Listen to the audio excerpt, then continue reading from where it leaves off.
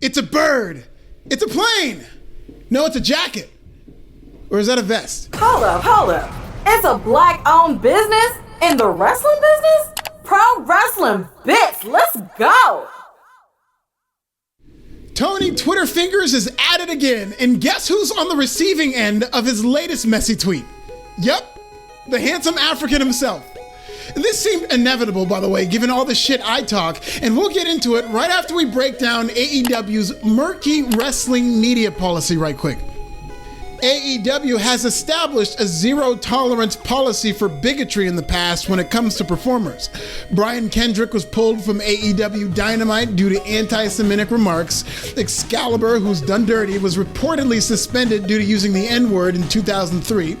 I'm not sure Hulk Hogan has ever even heard of AEW, and Tony Khan banned him and Linda Hogan for life due to racist remarks back when everybody had temporary George Floyd Fever, and they swore they would always speak out against racism when they saw it.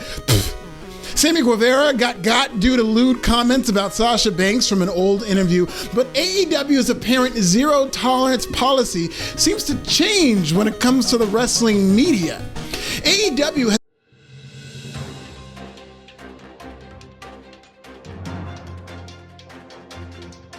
this race-baiting coverage of AEW to deliver you some real news. Forbes wrestling journalist and alleged handsome African Alfred Kunawa is under fire, and rightfully so, as he shamefully confused Jim Ross's AEW vest for a jacket. Kunawa promptly corrected himself in the comments to save face, but the damage had already been done, and hours later, Tony Twitter Fingers put down a between-the-legs slam dunk, sending a very powerful message, quote, "My favorite part of this is that Jim Ross is wearing a vest." Boom! And the emoji parade came marching in, just in time for 4th of July. ROH, AAA, IWGP, NAACP, and TGIF Tag Team Champion Dax Harwood dropped a skull emoji. Shane Swerve Strickland delivered 3 very harrowing laugh cry emojis, and they were the diagonal type that indicates even more hysterical laughter. Shawn Spears took a stand with a laugh cry emoji and 3 skin tone appropriate clapping emojis. Captain Sean Dean himself weighed in with 3 diagonal laugh cry emojis of his own, bringing the current emoji tally to 11. And honestly, I don't know if this nigga Alfred could take much more. In another bombshell report, Alfred Kunawa's general fuckability is now in question. According to next-gen beauty standards and analytics, Kunawa has been rated a 7 out of 10, putting him closer to a pretty attractive African, but not a handsome one. More on these stories as they develop, and back to this little editorial about bigotry in wrestling. God, are we still talking about this? You know, personally, this topic makes both me and the Midwest uncomfortable. Hey, here's a novel concept. Maybe if we stop talking about racism, it'll go away. Just a penny for your thoughts, but no, you do you. Back to you, Malcolm X.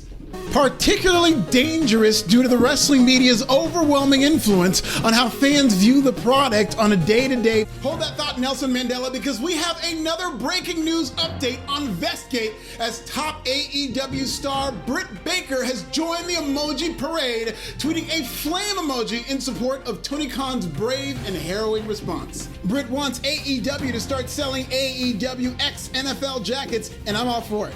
Due to the very serious and powerful nature of this ongoing story, AEW vests will be on sale for a limited time, and 100% of these sales will ensure that Tony Khan remains a billionaire. Make no mistake, Alfred Kunawa is a dangerous man. Confusing a vest for a jacket via tweet could create a disaster scenario where potentially millions of fans worldwide start confusing my vest for a jacket, thereby threatening my entire identity. That line of thinking, when it comes to vest politics, could lead to a toxic and tribal atmosphere that could do irreparable damage to the very foundation of this society.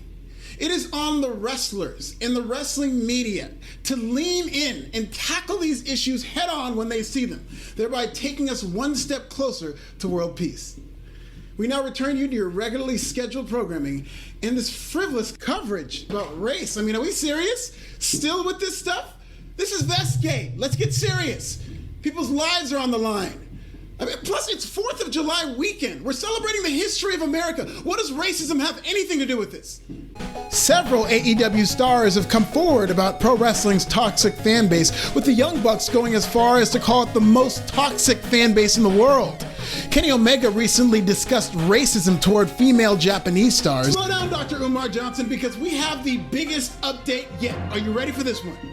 President Barack Obama has weighed in on Vestgate with a whopping 4 laugh cry emojis directed at the increasingly dangerous Alfred Kunawa, as some of this country's greatest leaders have united to take a stand on its birthday.